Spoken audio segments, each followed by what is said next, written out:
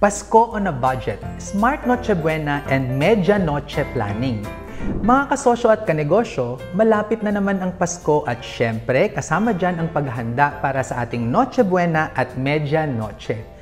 Pero teka, hindi ito tungkol sa kung paano tayo magpabonggahan, kundi paano maging masaya at praktikal sa ating handaan. Tara, bigyan ko kayo ng tips na siguradong makakatulong para maging masaya ang Pasko ninyo nang hindi nagwawaldas. Humanap ng kapalit, substitutes o alternatibo.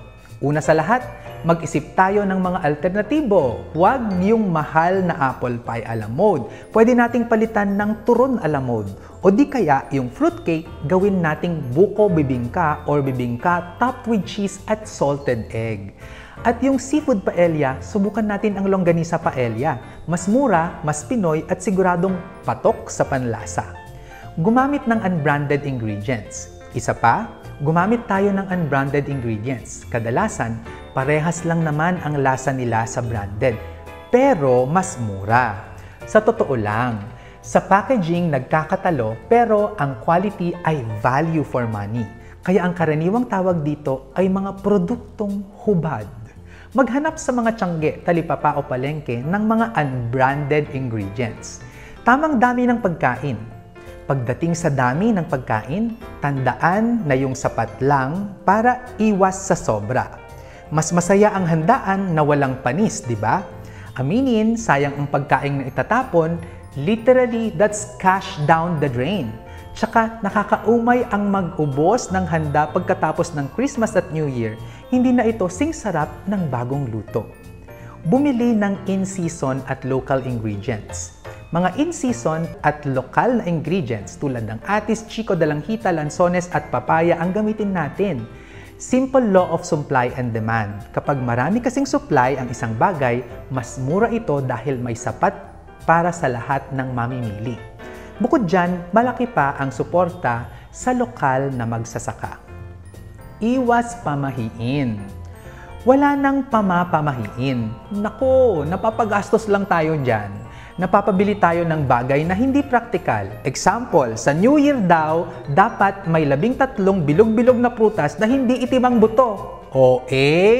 Naku, maniwala kayo sa akin. Masuswertehin sa pera ang di susunod dito. Marami siyang maiipon at ang tunay na mahalaga, busilak na puso at mabuting gawa para sa mas masayang selebrasyon. Sales at discounts. Parang hidden treasures ang sales and discounts. Kaya maging matalino at alerto sa mga ganitong pagkakataon. Pero mga kasosyo at kanegosyo, huwag tayong magpapadala sa tukso. Yung iba kasi, pag nakakita ng sale sign, nakakalimutan na ang budget. Tandaan, kahit gaano pa kalaki ang bawas presyo, kung hindi naman kailangan, hindi yon tipid. Gastos yun. Kaya stick to the plan at shopping list.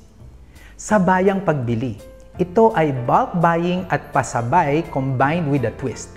Ito yung bibili ka ng items in larger quantities on behalf of your family and friends para makakuha ng discount o X-deals. Halimbawa, papunta kang Baguio at mamimili ng mga gulay doon.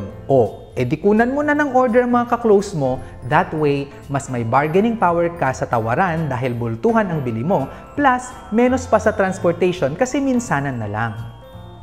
Community celebration. Isipin natin ito. Sa halip na magkanya-kanyang handaan sa kanya-kanyang bahay, bakit hindi tayo mag-organize ng isang malaking celebration para sa buong community? Potluck style ang labanan dito.